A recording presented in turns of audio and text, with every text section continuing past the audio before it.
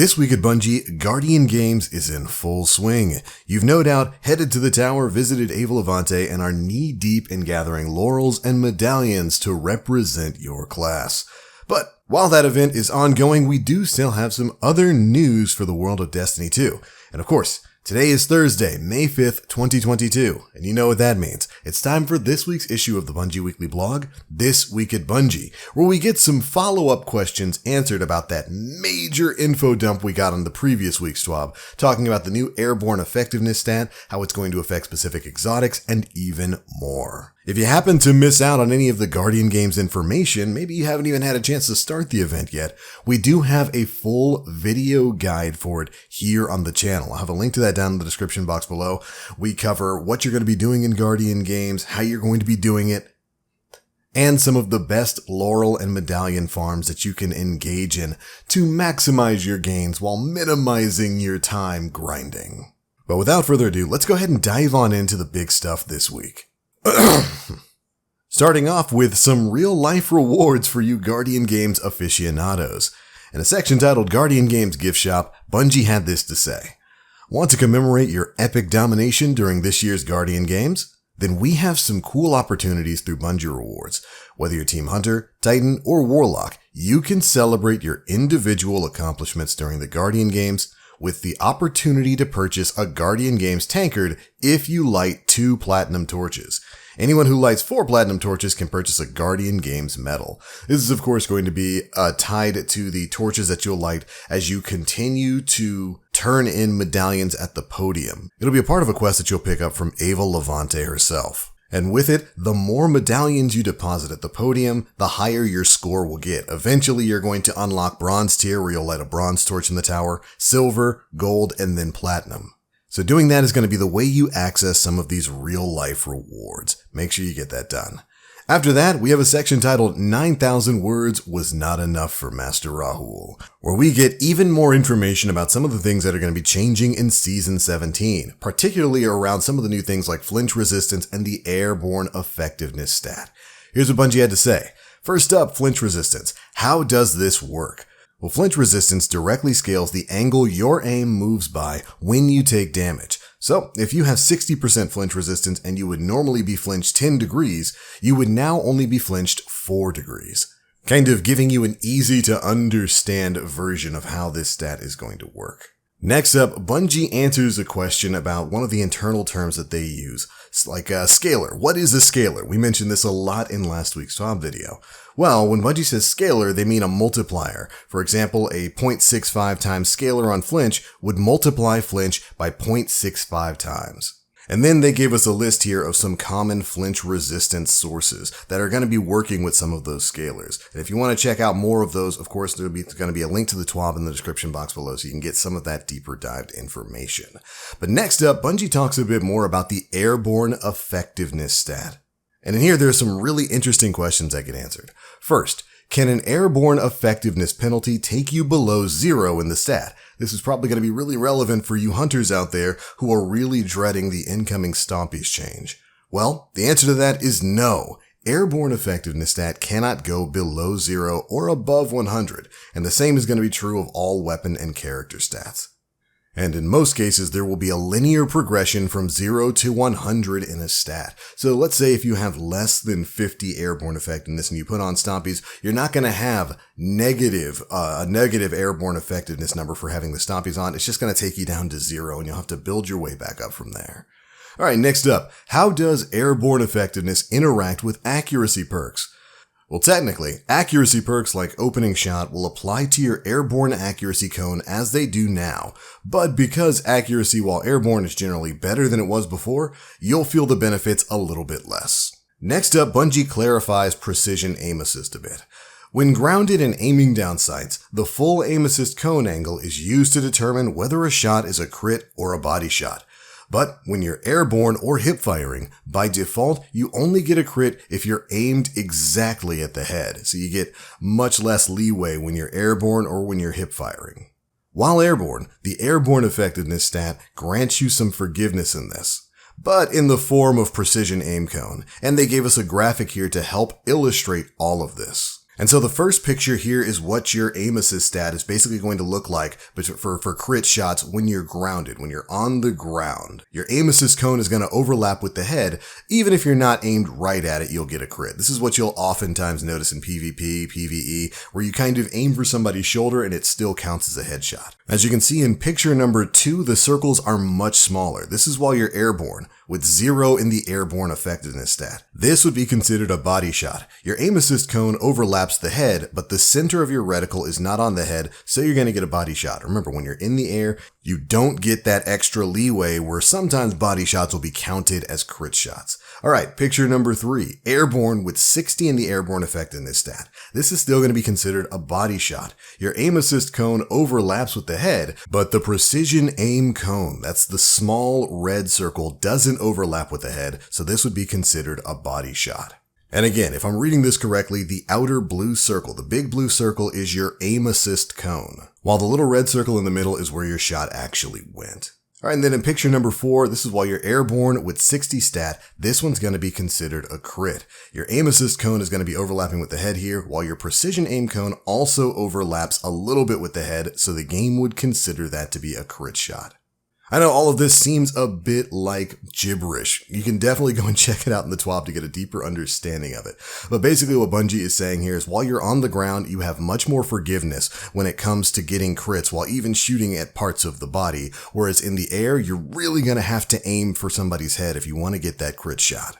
Alright, next up, scavenger perk changes. Are all scavenger mods disabled in PvP or only special weapon scavenger mods? Answer, all of them are going to be disabled. So if you were wondering about whether or not primary scavengers were still going to be enabled in PvP, nope, it's all going away. And Bungie goes on to explain that they feel that this will make running double primaries more of a viable option in today's Crucible environment. Going to be interesting to see how this is going to be changing up the PvP environment, if at all. After that, we've got a couple other changes to talk about. Will playlist weapons that have a foundry get both the foundry and playlist origin perks? Yes, new drops of playlist weapons that are from a foundry will get the playlist and the foundry perks. What do the changes to snapshot sights mean? Well, snapshot sights works by multiplying the aim down sight's animation duration by 0.5, which you could frame as making it twice as fast. On special weapons, it now scales this duration by 0.75, or making it 50% faster instead. Alright, next up, let's rapid fire through some weapon archetype changes. Does the lightweight pulse rifle damage buff apply to the BXR-55 Battler pulse rifle? Yes, that will be affecting that particular pulse rifle as well as any exotic weapon that shares that rate of fire. So bad juju, I do believe. Is Retrace Path getting the trace rifle buff? Of course, yes it is. Are slug shotguns also getting the pellet shotgun nerf? Well, slug shotguns receive the damage fall-off and aim assist fall-off changes, but slug shotguns don't have a spread angle and are treated like special weapons and will have an airborne accuracy penalty. Are there any changes to aggressive, aka spread fusion rifles? No, they're not affected by any of the fusion rifle tuning. Do all SMGs benefit from the damage fall-off increase? Yes. Do all SMGs with lower than 14 zoom now have 14? No, only those listed in the previous sandbox TWAB have had their zoom raised to 14. What happened to the full auto setting? Well, we mentioned that this is coming in a season following the Witch Queen launch. It won't make it into season 17 or 18 and is currently targeted for season 19. Until then, you might just have to use that full auto mod. In a big question, why are there no sidearm changes? Sidearms are a niche pick, but when used by players who favor them, they're extremely strong. We want to see how the reduction in effective range of shotguns and fusion rifles affects their strength before making any changes and may look at them in a future season. Then, why did the Summoner only come back for 2 seasons? We were adding 1 new weapon, 1 reissued weapon, and removing 2 old Trials weapons from the loot pools each season. But we felt like only 1 brand new Trials weapon per season wasn't enough. Now that we're doing 2 new Trials weapons a season, we'd rather the pool contain mostly newer weapons. And finally, trace rifles and machine guns are both getting buffed. Does this suggest future anti-champion mods? To which, there is no comment. And I don't know about you Guardians, but that is the most exciting question in the TWAB for me. I've been looking forward to both trace rifles and at least some kind of heavy weapon actually having some anti-champion mod functionality in the future. Really happy to see that Bungie's hinting towards that. Alright, the last thing we've got to cover here are some questions about some of the exotic changes that are going to be coming next season. Starting with this one. Is Vex Mythoclast Diffusion when it comes to airborne effectiveness, and what is its stat? Well, Vex's airborne effectiveness stat is going to be 19, and it's treated as an auto rifle for translating the stability stat into flinch resistance, and how its airborne effectiveness stat is going to be translated. But what about Wave Splitter? Hold on a sec. Wave Splitter's functionality changed late in development, and the TWAB description wasn't entirely accurate.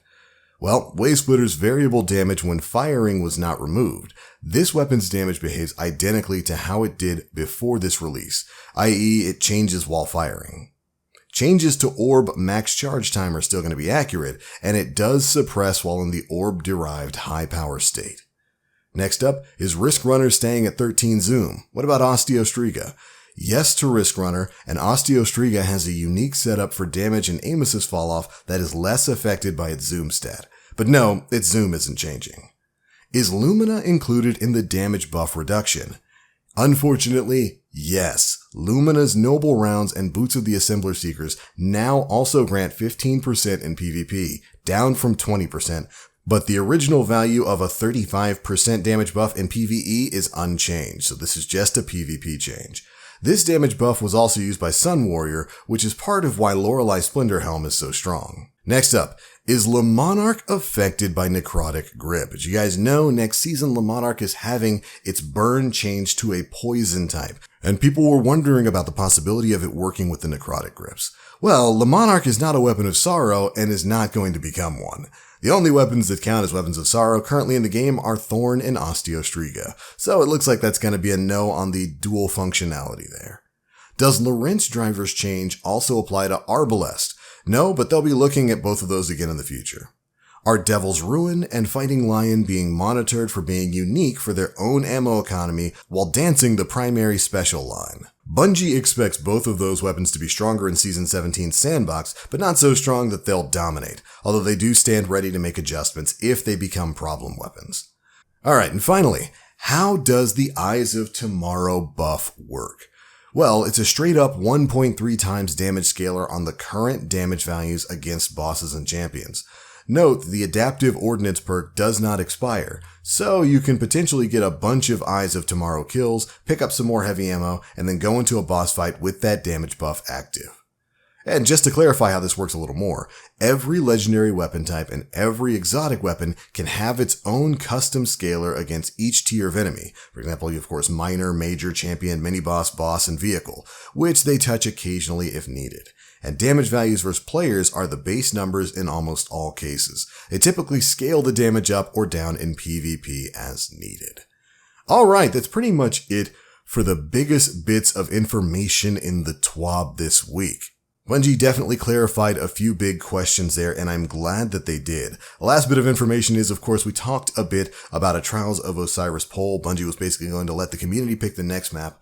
Well, the winner is Altar of Flame, coming in with 44% of the vote. So I hope you all are ready to take it back to the lighthouse starting tomorrow afternoon. But anyways, that's it for the biggest bits of news contained in this week's issue of the Bungie Weekly blog, This Week at Bungie. We didn't cover every question that Bungie answered in this week's issue, so if you want to catch up on all of that, make sure you go and check out the TWAB. There'll be a link to it down in the description box below. But that's the news. Those are my thoughts. Be sure to leave me yours down in the comment section below. If you enjoyed the video, feel free to drop a like, make sure you subscribe, and hit that notification bell to stay up to date with all the latest stuff we're putting out. But I'm out for now. As always, I am the Black Link. You Guardians, stay frosty.